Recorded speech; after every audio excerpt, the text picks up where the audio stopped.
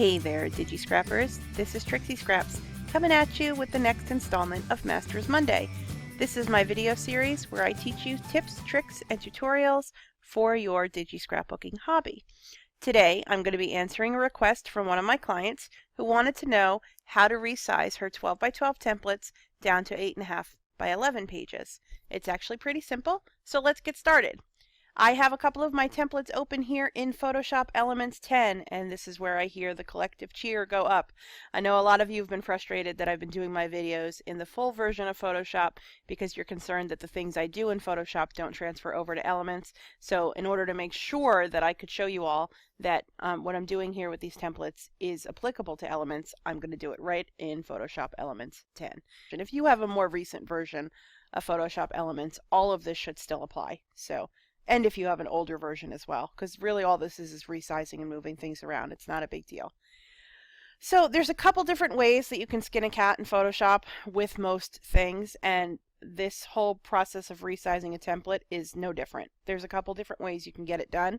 So I'll show you a couple different ways, and you can choose the way that works best for you. And the other thing is sometimes one method works better than another. So it's completely up to you which way you go about this. I have two of my templates from my Lucky Boy collection open here on the screen. I chose this one because it has some open space on the right hand side, and this top side, really this border is just meant to run off the page, so we can kind of utilize some of this open space at the top of the page as well. You'll see what I mean about that in a minute. I also have this page open, and the reason I opened this one is because it's very important that you maintain the right and left sides of this with the way that these background papers run off the page. So I thought it would give me an opportunity to show you two different ways to go about this. The third thing I have open is a blank 8.5 by 11 page. Now, to make things easier on yourself, the very first thing I always do when I'm transforming an 8.5 or 12 by 12 template to an 8.5 by 11 is go to Image, Resize, Image Size.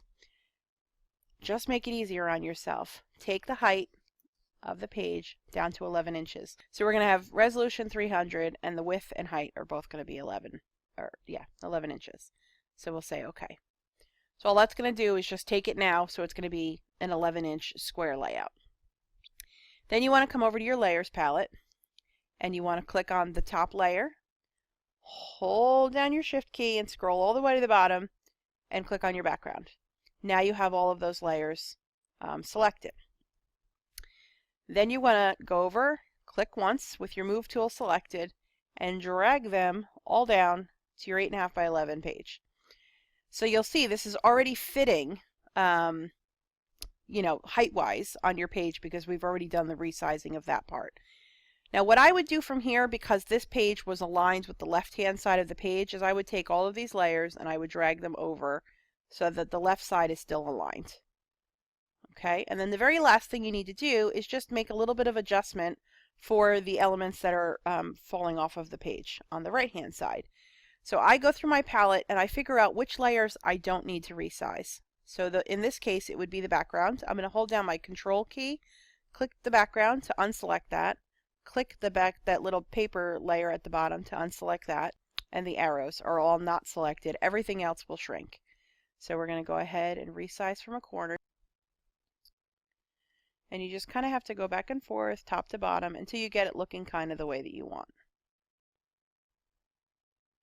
And you can let that run off the page, or you can kind of replicate the way that I had it. It's completely up to you.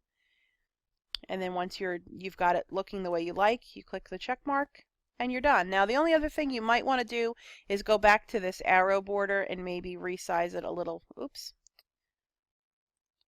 Maybe resize it a little bit. Maybe move it over a little bit so it's kind of back in the spot where it was originally supposed to be. But there you have it. It's basically just kind of playing with the layers and resizing them a little bit until you get it looking the way that you want it to look. Okay? So let's go through. I'm going to actually delete all of these layers so that I have my blank 8.5 by 11 page again. Let's go through and do this one. And I'm going to do it much faster this time. Image. Resize, image size. I'm going to go to 11 inches. Okay, now that I have that, I'm going to make sure I have all my layers selected. Then I'm going to drag these down to the 8.5 by 11 page. Now, in this case, I'm going to leave it centered because everything, those two background layers that are angled, go out to either side, the right and left of the page. So I want to leave everything centered this time. But what I am going to do is go down and click off the background. So hold down Control, click off the backgrounds, grab the top corner, and we're going to drag in a little bit from this side, and then we'll drag in from the other side a little bit, and then maybe again from this side a little bit. And you just kind of have to do this a little bit back and forth until you get it looking exactly the way you want. Now you'll notice that this layer doesn't go up to that top corner anymore. Sometimes that's going to happen because when you convert something from a square to a rectangle, everything's not going to fit exactly the same. If you wanted to, you could go back to that layer, and instead of having the proportions constrained, you could turn that off and you could stretch it back up to the top corner and do something like that. But again, it's completely up to you. You just want to make it look kind of how you like it. Try to shrink everything proportionally as much as you possibly can, but there you go. That's a different way to do it. Okay, so I'm going to go ahead and close this 8.5 by 11 now because the next technique I'm going to show you we don't need it for anymore. Again, we're working still with these 11 by 11 templates that I've already resized down. Another way you can do this is to give yourself a guide. So we're going to go, View, New Guide, and I'm going to put a vertical guide in at 8.5 inches. So this kind of gives you a visual cue of what needs to move over within the 8.5 by 11 space here. You can do this individually with layers if you want, and you could do them so that they're not constrained. In this particular case, I'm actually going to do this layer and just move it into the guide. Now, I'm pretty sure I have Snap turned on. Snap to Guide. So that makes this easier for you. If you turn on your Snap to Guides, as you move things around, it will actually snap to that guide. So you'll see it snapped just like that. Now I had all of the layers selected, so I have to go back and select just that one triangle. So I'm going to go ahead and move this into the guide and then click OK. And then I'm going to take the other bottom layer and do the same. Move that into the guide and click the green check mark. And then I'm going to take all of these other layers above that, all of the embellishment layers, including the title, and from here I'm going to make sure the proportions stay constrained. And I'm going to go ahead and move that in a little bit from the bottom and from the top until I have everything within or snapped to that guide. Let's see. That's just like that. Now that I have everything inside the page, I'm going to go ahead and I'm going to use my crop tool. I'm going to drag down from the top left corner, and again it will snap to the guide. So once you get over to that edge, you can click the green check mark, and that'll crop your page down to an 8.5 by 11 page. So that's a second way for you to go ahead and change your templates from 12 by 12 down to 8.5 by 11. And real quick, I'll show you that this also works if you want to turn your page into a landscape page. You can do that as well. I'm going to go ahead and resize this one into an 11 by 8.5 page. And the way that you do that is you set yourself up a guide,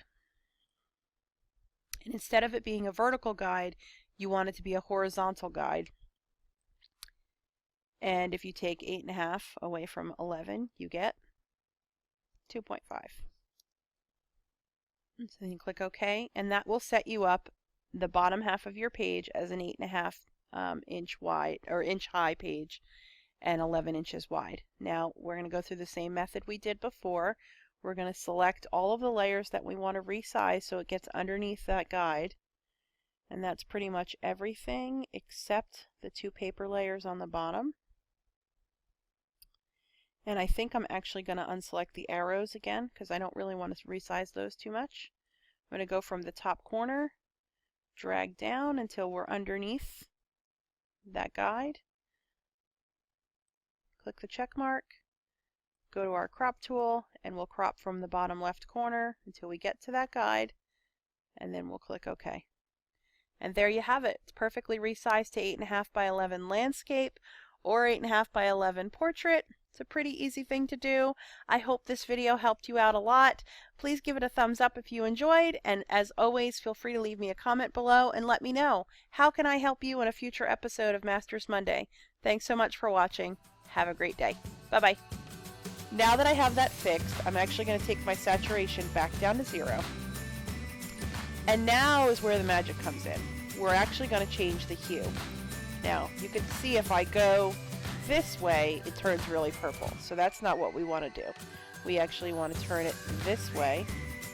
And you can see that red is disappearing.